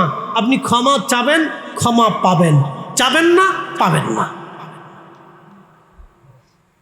হিসাব সহজ, চাবেন না পাবেন না। কষ্ট হচ্ছে আপনাদের? বেশি রাত হয়ে গেল না? আমি বেশি লম্বা করবো না, ভয় নাই। হ্যাঁ, আমি জানি সারা রাত্র করলেও শেষ হবে, সারা রাত্র করলেও শেষ হবে। সোয়া ঘন্টা বরাবর একসাথে বলবেন আল্লাহু আকবার। আমি জানি সারা রাত্র করলেও শেষ হবে, মজা লাগবে। কারণ ওয়াজ তো মজা। রসুলের শানে আলোচনা শুনলে যাদের কলিজায় রসুলের মহাব্বত আছে তাদের কাছে ভালো লাগে। কথা ঠিক কিনা? তাদের কাছে কি লাগে? ভালো লাগে। কেন? আপনি ভালোবাসেন। এখন যদি আমি এখানে বিএনপির দুর্নাম করি তো যারা বিএনপি করে তাদের কাছে খারাপ লাগবে। এখন আমি যদি জামাতের দুর্নাম করি তো জামাতকে যারা ভালোবাসে তাদের কাছে খারাপ লাগবে। এখানে যদি আমি সারসিনার দুর্নাম করি তো সারসিনাকে যারা ভালোবাসে তাদের কলিজায় আঘাত লাগবে। আমি কিন্তু তারে গালি দিইনি, গালি দিছি সারসিনারে। সারসিনারে গালি দেওয়ার কারণে তার অন্তরে আঘাত লাগছে। বলে কেন লাগছে? সে সারসিনাকে ভালোবাসে। এই যে ভালোবাসাটা, এটা ভাই দলিল দিয়ে হয় না, এটা দেখা যায় না। ইশকে রাসূল এরকম, কারো অন্তরে যদি আল্লাহ ঢেলে দেয়, আপনি হাজার দলিল দিবেন, পিটাবেন, মারবেন, কিন্তু এই ভালোবাসা অন্তর থেকে ফেলাইতে পারবেন না। কথা ঠিক কিনা? এটা আলাদা নিয়ামত, এটা আসে আল্লাহর পক্ষ থেকে, আসে, সবার নসিবে হয় না। হযরত বেলাল রে মারতে মারতে মারতে মারতে পিটাইতে পিটাইতে পিটাইতে পিটাইতে পিঠের চামড়া উঠিয়ে ফেললো। নবীজি হিজরত করে মদিনায় চলে আসলেন। হযরত বেলালও আসলো। যেহেতু জীবনী শুনতে চেয়েছেন এই জন্য মুক্তাসার বলে দিয়ে যাব, নতুবা এই ওয়াজ না করলে কমিটির ছেলেরা বলবে হুজুর ওয়াজ শুনতে চাইছিলাম, ওয়াজ করলেন না। এক জায়গায় ওয়াজ করি নাই বিদায়, পরে আমার হুজুর আপনারা হাদিয়াই দেব না আজকে। কি যে জ্বালা, জ্বালা মানে মারাত্মক জ্বালা। সে হাদিয়াই দিবে না। আমি হুজুরে আনছি এই ওয়াজ শোনার জন্য। আমি সাপোর্ট থেকে রাত্রে হুজুরের ওয়াজ শুনি, হুজুরের আনছি এই ওয়াজ শোনার জন্য। এই ওয়াজ হুজুর করলো না কে? আমার কলিজার তৃষ্ণা নিবে নাই, হুজুর আমি হাদিয়াই দিব না আজকে। কি জ্বালার জ্বালা! পাবলিকের বুঝাই পারে না যে একজন আলেম আসছে, তুমি তার সম্মান নাসুর বান্দা কেন আমি আজকে তারা হাদিয়া দিব না, হুজুর আনছি, হুজুর ওয়াজ করলো নাকি? অবশ্য মহাবিপদ, কোন পাগলের পাল্লা পাল্লা আজকে। এরকম কিছু পাগল আছে। এগুলি আসলে আমাদের মহাব্বতে নেই, আল্লাহ রসুলের মহাব্বত। কথা ঠিক কিনা? মানুষ আলেমদেরকে কেন সম্মান করে কোন তো? আপনারা আলাদা আমাদেরকে প্রায়োরিটি দেন, প্রাধান্য দেন, আলাদাভাবে আপনারা আমাদেরকে একটা প্রাধান্য দেন। রাস্তাঘাটে, বিমান বন্দরে, যেখানে মালয়েশিয়া ইমিগ্রেশন থেকে অনেক মানুষ ফিরাই দেয়। তা আমি দাঁড়াইলাম, আমি দাঁড়ানোর পরে সে বুঝতে পারছে যে সে একজন আলেম। আমি বললাম আমি ইসলামিক স্কলার্স অফ বাংলাদেশ। তা বলতেছে ফার্স্ট টাইম, ফার্স্ট টাইম, প্রথম আসছি। আমি বললাম আই আমি ইমাম অফ বাংলাদেশ। আমি এনওসি দেখানোর পরে সিল দিয়ে বললো ওকে থ্যাংকস, সালাম দিয়ে বললো আসসালামু আলাইকুম রহমতুল্লাহ, ওয়েলকাম টু মালয়েশিয়া। তো এই যে কিছু মানুষ মালয়েশিয়াতে আলেমদেরকে খুব সম্মান করে, ওরা বলে উস্তাদ, আমরা হুজুর বলি, মালয়ীরা বলে উস্তাদ। ওরা আলেমদেরকে যথেষ্ট প্রায়োরিটি দেয়, সম্মান দেয়। প্রত্যেক মসজিদের ইমামদেরকে সরকার বেতন দেয়। খালি বাংলাদেশেই খয়রাতি, এর কপালে কোনো দিন বেতন জুটল না। পার্শ্ববর্তী দেশে ভারতে মমতা সরকার হিন্দু বেডি ইমামদেরকে বেতন দেয়, আর বাংলাদেশের এত মসজিদের ইমামদেরকে বেতন দেয় না। এত চোরে টাকা চুরি করে নিয়ে গেছে, মসজিদের ইমামরা বেতন পাইল না। কি কথা কন না কেন? কত চোরে টাকা চুরি করে, আইলে চোর, যাইলে চোর, ফাইলে চোর, খাইলে চোর, চোরের কোনো শেষ নেই ভাই। বাংলাদেশে যে কত চোর আছে, বাপরে বাপ, খুব ডর করে। আল্লাহ তাদেরকে হেদায়েত করুক। ওরা টাকাগুলি নিয়ে তো ভাই খেতে পারবে না। কি কথা কন না কে? ঠিক আছে না ভাই? ভাই যারা রাষ্ট্রের অর্থ চুরি করে তারা খেতে পারে না। স্বাধীনতার পর থেকে আজকে পর্যন্ত এদেশের জন্য ভালো মানুষ পেলাম না আমরা ভাই, বড় দুঃখে আছি, কষ্টে আছি। বলে হুজুর ভালো মানুষ কেমনে পাইলেন? কেমনে পাবো বলেন তো? এদেশের মানুষ রাস্তার কোনার দাঁড়াইয়া পায়খানা করে, হ্যাঁ, যেখানে সেখানে বাথরুম করে। লজ্জা করা উচিত। আপনি বাস স্ট্যান্ডে চলে যাবেন, বাস স্ট্যান্ডে যাবেন, বাথরুমের ভিতরে ঢুকবেন, পাবলিক টয়লেট, কি দুর্গন্ধ। অনেক পাম্পে যে ঢুকবেন, মাঝে মাঝে আমি পাম্পে ওয়াশরুমে যাই, আর এই সর্বনাশ গন্ধ কারে কয়, মনে হচ্ছে 36 বছর এটা পরিষ্কার করে না, প্রচণ্ড দুর্গন্ধ। আমি মালাক্কাতে গেছি, সমুদ্রের পাড়ে, আপনাদেরকে আজকে বাস্তবতা শোনাইতেছি। আল্লাহর একজন মহানবী, আপনারা নাম শুনলে চিনবেন, বড় পীর। নাম শুনছেননি আপনারা? বড় পীররা চিনেননি? তার নাম মহিউদ্দিন আব্দুল কাদের জিলানী রহমতুল্লাহ আলাইহি। শুধু বড় পীর না, ওনার নসল শুনেন, ওনার নসল শুনেন, ভালো করে শুনবেন। উনি হাসানি হুসেইনি বলছেন, ইমাম হাসান হুসেইন রাদিয়াল্লাহু আনহুমার বংশধর, রক্ত। ওনার কলিজার টুকরা ছেলে হজরতে সুলতান আরিফিন ইসমাইল বগদাদি আল হাসানি হুসেইনির মাজার শরীফ হচ্ছে 15 বছর একটা সাগরের দ্বীপের ভিতরে। তা আমি এখানে জিয়ারত করতে যাইতেছি। তো যেখান থেকে উঠবো স্পিড বোটের ঘাটে বাথরুমে চিন্তা করলাম, এখান থেকে বাথরুম সেরে অজু টজু করে ক্লিয়ার হয়ে যায়। তো পেশাব করে পেশাবখানায় ঢুকছি, পেশাব সেরে বেরোইছি, ওখান থেকে বাক্সের ভিতরে টাকা, রিঙ্গিত। তা আমি বললাম রিঙ্গিত, কিন্তু যিনি টাকা নেবে সে নাই, কিন্তু টাকা পড়ে আছে। তাই আমি বললাম কি ব্যাপার? মালয়েশিয়ার বাথরুমের সামনে টাকা পড়ে আসে, চোরে নেয় না? না হুজুর, চোরে ধরে না। আমি বললাম তাহলে আমার বাংলাদেশে যদি হইতো তাহলে কি হইতো? ও চিন্তা করতে একটু মুইতেও যায়, লইও যায়। তাহলে এই দেশে ভালো মানুষ কেমনে পাবে না? কথা কর না কেন? আমরা জাতিগতভাবে এখনো অসুস্থ, জাতিগতভাবে অসুস্থ। এখনো নেগেটিভ চিন্তা ভাবনা আমাদের। বাংলাদেশের যত চার দোকান আছে, সব চার দোকানে যা দেখবেন ওখানে এমপি সাহেব বসে আছে, মন্ত্রী বসে আছে, অর্থমন্ত্রী, রাষ্ট্রপতি, প্রধানমন্ত্রী, প্রধান সেনাপতি, সাংবাদিক, সব ওই জায়গা। রাষ্ট্রবিজ্ঞানী, বিজ্ঞানী ওখানে বসে আছে, বড় বড় ডাক্তার বসে রয়েছে। উনি ওই ডাক্তার বেশি সুবিধা করে না, উনি ওইভাবে চিকিৎসা করা হয় নাই। ওনার চার দোকানে বসে দেশ চালাইতেছে, কত বড় গিয়ে নি, বাপরে বাপ। আর ওখানে বিরাট বড় মুফতি সব ওইখানে বসে রয়েছে, বিরাট ফতোয়া মারতেছে, ফতোয়া, বাপরে বাপ, ডেলিভারি চলতেছে ফতোয়া। শয়তান ওই কোনার বই চিন্তা করে, বাপরে বাপ, ওরা আমার সাথে বড় সিটার। হ্যাঁ, মেড ইন বাংলাদেশ। ডর করে মাঝে মাঝে বেশি।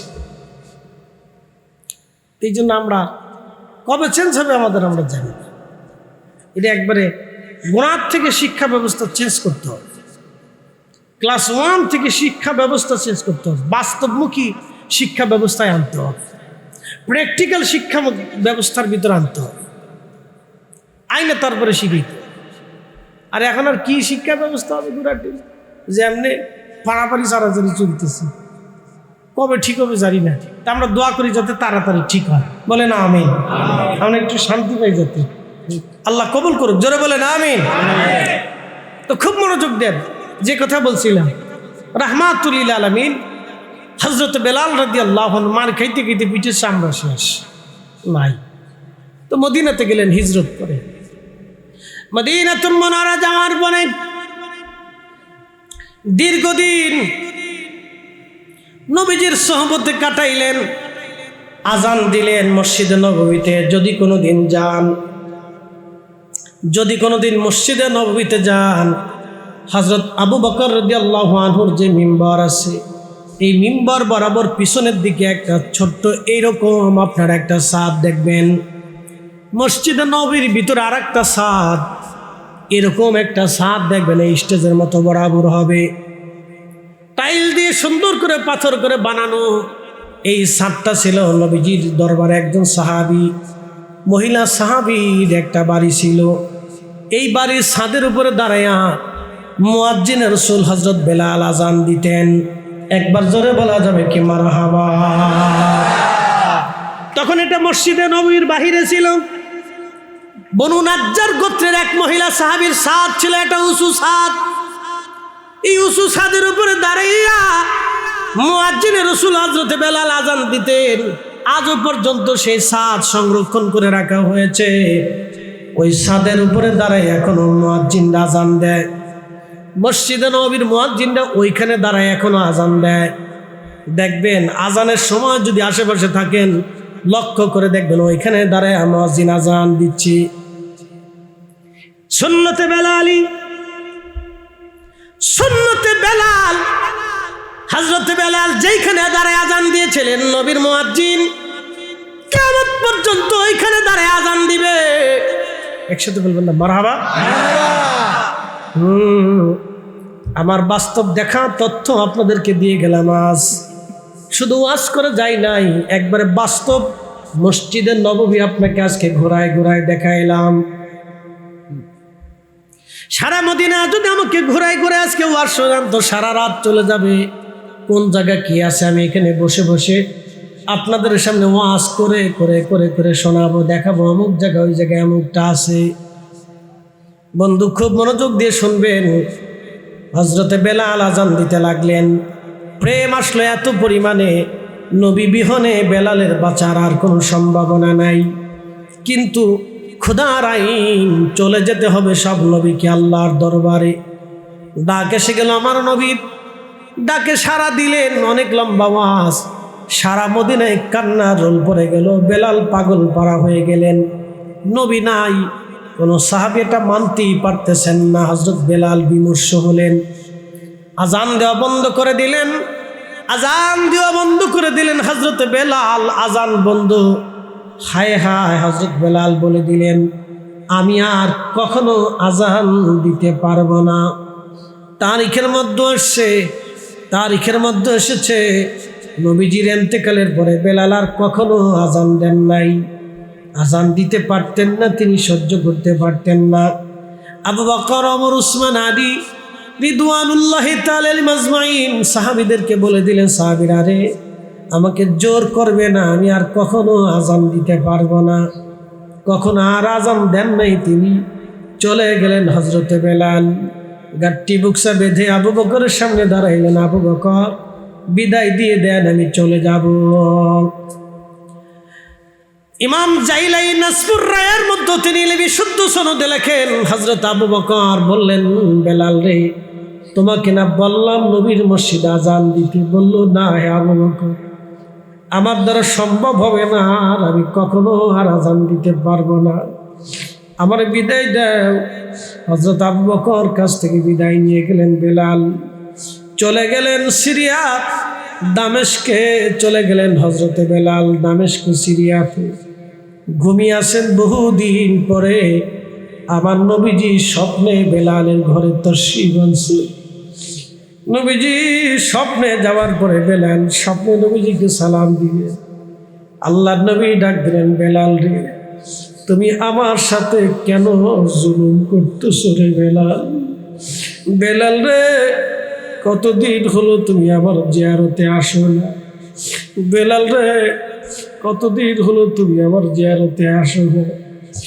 যদি কোনোদিন মদিনায় যাওয়ার সুযোগ হয়, রওজা শরীফের সামনে দাঁড়ায় যদি সালাম দেন, তাহলে বুঝবেন আল্লাহ রসুল আপনাকে দেখতেছে। আপনি যদি রসুলের পাশে দাঁড়িয়ে সালাম দেন, তাহলে জানবেন নবী আপনাকে দেখে, আল্লাহ রসুল আপনার সালাম শুনে, আল্লাহ নবী আপনার সালামের জবাব দেয়। আপনি যা যা বলেন আল্লাহ নবী তাই শুনে। হযরত বেলাল স্বপ্ন দেখে নবী বললেন, বেলাল রে, এমন জুলুম কেন শুরু করছো? আসো আমার জিয়ারতে তুমি চলে আসো। হযরত বেলালের ঘুম ভেঙে গেল। সকালবেলা তিনি রওনা হয়ে গেলেন। সুদূর সিরিয়া থেকে হযরত বেলাল রওনা দিয়ে মদিনাতুল মুনাওয়ারা আসলেন। যখন মদিনায় ঢুকলেন তখন ছিল তাহাজ্জুদের সময়। রওজা শরীফ তখন কাঠের জালি দিয়ে ঘিরে রাখা ছিল, বিল্ডিং টিল্ডিং ছিল না তখন। আল্লাহ নবীর হুজরা মুবারক খেজুরের পাতার ছাউনি, মাটির দেওয়াল। হযরত বেলাল রওজার পাশে বসে গেলেন। রওজা শরীফের ধুলাবালিগুলি মাথার মধ্যে তিনি মাখাইতেছিলেন। রওজা শরীফের জালি মুবারকের সঙ্গে মাথা ঠেকাইয়া বেলাল গুন গুন করে কান্না করে, নবীজি গোলামকে আসতে বলেছিলেন, গোলাম আপনার কদম মুবারকে হাজির হয়ে গেছি। হুজুর আমি আসছি, আপনি আমাকে আসতে বলেছিলেন, আমি হাজির হয়ে গেছি। হযরতে বেলাল বসে বসে কান্না করতেছিলেন। নতুন মুয়াজ্জিন এসে দেখতেছে মুয়াজ্জিনে রাসূল হযরত বেলাল বসে বসে কান্না করে। নতুন মুয়াজ্জিন ডাক ডাকে, সাহাবীরা শুনছি নবীর মুয়াজ্জিন বেলাল আমাদের মাঝে ফিরে আসছে। সারা মদিনা থেকে সাহাবীরা দৌড়ে দৌড়াইয়া মসজিদে নববীতে রওজা শরীফের পাশে দাঁড়ায় দেখে বেলাল কাঁদতেছে। আবু বকর কাঁদে, ওমর কাঁদে, উসমান কাঁদে, আলী কাঁদে। সাহাবীরা ডাক দেখে, বেলাল রে আজান দাও। কতদিন তোমার আজান শুনি না। নবীর মুয়াজ্জিন ডাক দেখে, সাহাবীরা রে, নবীর ইন্তেকালের পরে আমি পণ করেছিলাম আমি আর কোনোদিন আজান দেব না। আমি কারে আজান শোনাবো? যিনি আজান শুনে নামাজ পড়াইতে আসবে তিনি তো আমাদের মাঝে নেই। যিনি আমার আজান শুনে আমার কাছে নামাজে দাঁড়াবে তিনি তো নেই। আমি কার জন্য আজান দিব বলো তোমরা? আমি আর আজান দিতে পারবো না, তোমরা আমাকে আজান দেওয়াইও না। সাহাবীরা বলল, দেখো হাসান আর হুসাইন দুইজন ছোট মানুষ, নবীর দৌলুল আলাউলাদ, ওরা আসেনি। ওরা যদি বলে তাহলে বোন বলে বেলাল আজান দিবে। সাহাবীরা দৌড়াই চলে গেলেন মসজিদে নবীর বরাবর 7 নম্বর গেট, বাবু সালামের পাশে 7 নম্বর গেট। এইখান দিয়ে বরাবর যদি আপনি একটু হেঁটে হেঁটে যান, দূরে দেখবেন একটা মসজিদ আছে, মসজিদে আলী। এটা মসজিদে আলী না, এটা ছিল হযরত ফাতেমাতুজ জাহরার বাড়ি। এই বাড়িতে হাসান হুসেনকে নিয়ে ফাতেমা থাকতেন, আলী থাকতেন। সাহাবীরা দৌড়ে চলে গেলেন, হাসান হুসেন রাদিয়াল্লাহু আনহুকে নিয়ে আসছেন। আনার পরে হাসান হুসেন দৌড়ায় আসছে। হযরত বেলাল রওজা শরীফে এত সময় বসে বসে কাঁদতেছিলেন, এখন উঠে আসলেন। ইমাম হাসান দেখতে নানার মতো দেখা যাইতো। আমার নবীজির চেহারা পেয়েছিলেন ইমাম হাসান হুসাইন। দুইজনকে দেখা হযরত বেলাল দৌড়ায় ইমাম হাসানকে জড়ায় ধরে বুকের মধ্যে মাথা ঠেকায় গুন গুন করে কান্না করতেছিল। দুই ভাইকে জড়িয়ে ধরে বেলাল কান্না করে। ইমাম তাকিউদ্দিন সুবকি ইয়াশিফাউ সাকামের মধ্যে তিনি লিখতেছেন, ঠিক তখনই ইমাম হাসান ডাক দেখো, নানার মুয়াজ্জিন কতদিন তোমার কণ্ঠে আজান শুনি না। যে কণ্ঠ দিয়ে নানার আজান শুনে তাজ আমরাও সেইভাবে আজান শুনে আমাদের কলিজা ঠান্ডা বানাইয়া যাও।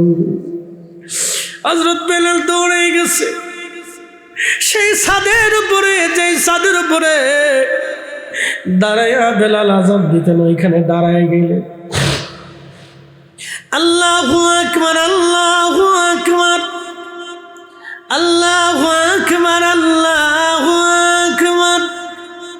আজানের টান যখন দিছে রে, আজানের টান দেওয়ার সাথে সাথে মদিনার ঘর বাড়ি থেকে মহিলারা, বাচ্চারা, শিশুরা, বৃদ্ধরা বের হয়ে দৌড় মারছে। বেলাল আসছে, নবীর মুয়াজ্জিন আসছে। বেলালের আজানের কণ্ঠ শোনা যায় রে। আহা, সেই দিন হযরত বেলাল রাদিয়াল্লাহু আনহু আজানের আওয়াজ পাই মদিনার সব সাহাবী ঘর থেকে বের হয়ে দৌড়ায় দৌড়ায় মসজিদ নববীতে আসে। সব সাহাবী কান্না করতেছিল। ইমাম সুবকি কিতাবের মধ্যে লেখে এমন কোন ব্যক্তি নাই মদিনাতে না কান্না করেছিল। আহা, মদিনাতে কান্নার রোল পড়ে গেল। সাহাবীরা যেখানে সেখানে বসে বসে কান্না করতেছিল। শুধু একটা রব ছুটে গেল, সবার মুখে মুখে আওয়াজ এসে গেল, নবী বুঝি ফিরে আসছে রে, নবী বুঝি আমাদের মাঝে ফিরে আসছে। আজকে এতদিন পরে নবীর মুয়াজ্জিনের আযান শোনা যায়। যে আযান শুনিয়ে নবী নামাজে আসতো, সেই মুয়াজ্জিন আজকে আযান দেয়, নবী বুঝি ফিরে আসছে রে, নবী বুঝি ফিরে আসছে। সারা মদিনায় কান্নার রোল।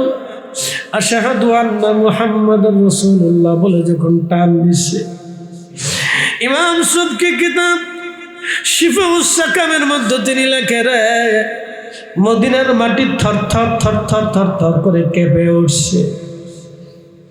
মুয়াজ্জিনে রাসূল, আশিকে রাসূল বেলাল অজ্ঞান হয়ে জমিনের মধ্যে পড়ে গেছে, বেহুশ। মদিনার মাটি থরথর থরথর করে কেঁপে উঠছে। পৃথিবীর কারো আজানে কোনোদিন মাটি কাঁপে নাই, জমিন কাঁপে নাই। একজন মুয়াজ্জিন যার আজানে দুনিয়ার মাটি পর্যন্ত থরথর করে কেঁপেছিল, তিনি বেলাল। আশিকে রাসূলের ইশকে না জানে সেই দিন মদিনার মাটি পর্যন্ত থরথর করে কেঁপেছিল। হযরত বেলালের হুঁশ ফিরে আসছে। রওজা শরীফের পাশে দাঁড়ায় বেলাল কাঁদে, বলে, আমি মদিনায় থাকবো না, বিরহ বেদনা আমার আর সহ্য হয় না গো, আমি চলে যাব। হুজুর, আপনি আসতে বলেছিলেন, গোলাম আপনার কদম মোবারকে হাজির হয়েছি। নবীজি,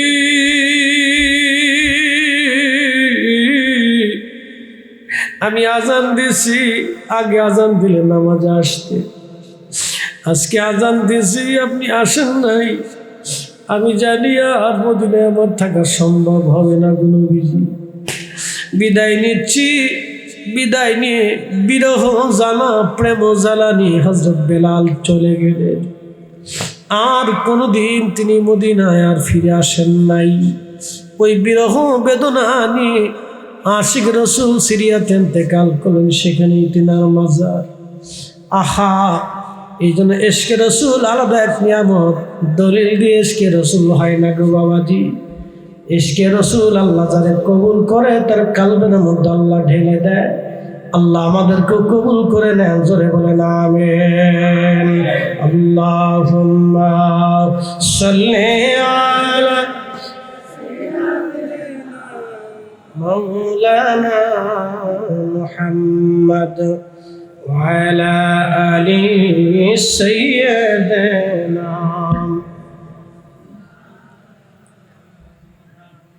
একটু জবান খুলে জিকির করেন, আল্লাহ আল্লাহ আল্লাহ আল্লাহ আল্লাহ আল্লাহ আল্লাহ আল্লাহ।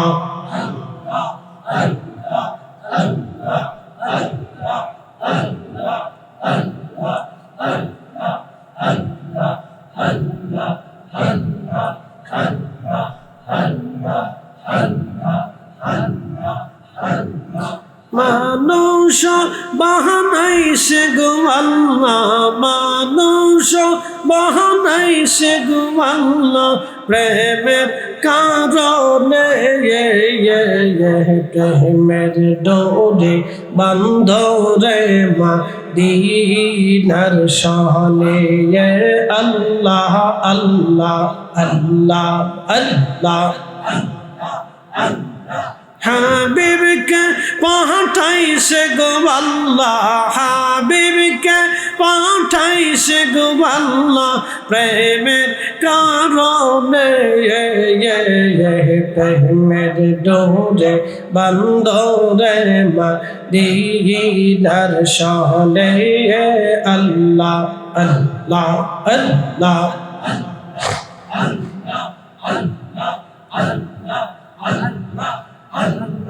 আল্লাহ বানাইলেন কত জাতি হইল না তার প্রেম প্রীতি অবশেষে মানুষ বানায় অবশেষে মানুষ বানায় প্রেমের কারণে প্রেমের ডোরে বন্ধরে মদিনার শানে আল্লাহ আল্লাহ আল্লাহ আল্লাহ জবান খুলে আওয়াজ তুলে হাবিবকে পাঠাইছে গো আল্লাহ হাবিবকে পাঠাইছে গো আল্লাহ প্রেমের কারণে প্রেমের ডোরে বন্ধরে মদিনার শানে আল্লাহ আল্লাহ আল্লাহ আল্লাহ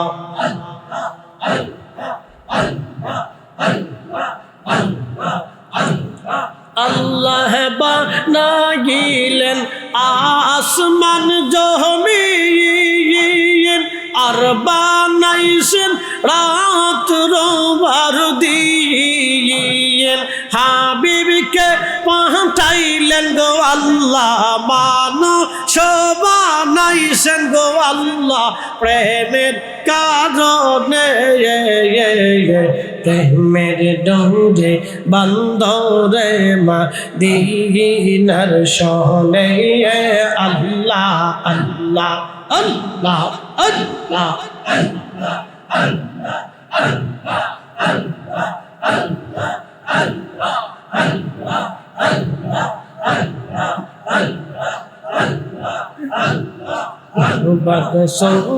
সুবহানকে পারে বুঝিতে তোমার শান আল্লাহ আল্লাহ জিন্দাকে মারিতে পারো জিন্দাকে মারিতে পারো মহরার পারো দিতে জান তুমি মহরার পারো দিতে জানকে পারে জিতে তোমার শান আল্লাহ আল্লাহ আল্লাহ আল্লাহ আল্লাহ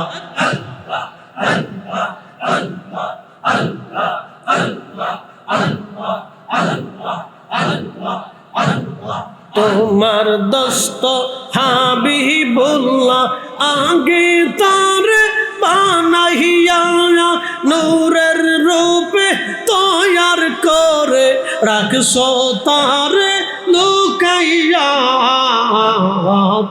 পাক সুবহানকে পারে জিতে তোমার শান আল্লাহ আল্লাহ জবান খোলে আওয়াজ তুলে